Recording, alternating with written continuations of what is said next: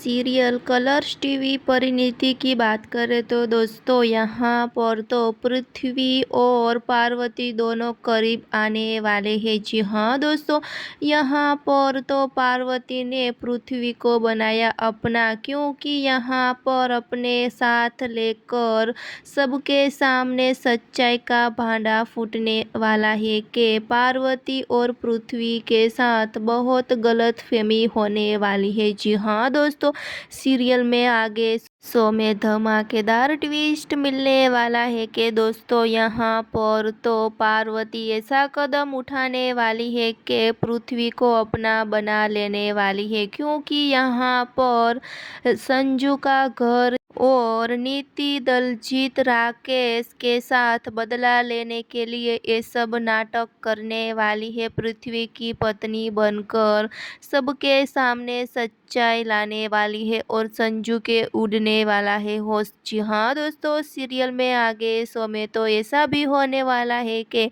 यहाँ पर तो संजू पार्वती से बहुत प्यार करते हैं, लेकिन संजू को पता नहीं कि पार्वती हो परी है। जी हाँ, यहाँ तो एंट्री के बाद ऐसा भी देखने मिलने वाला है कि पृथ्वी और पार्वती की शादी होने वाली है। जी हाँ, आगे शो में धमाकेदार ट्विस्ट मिलने वाला है।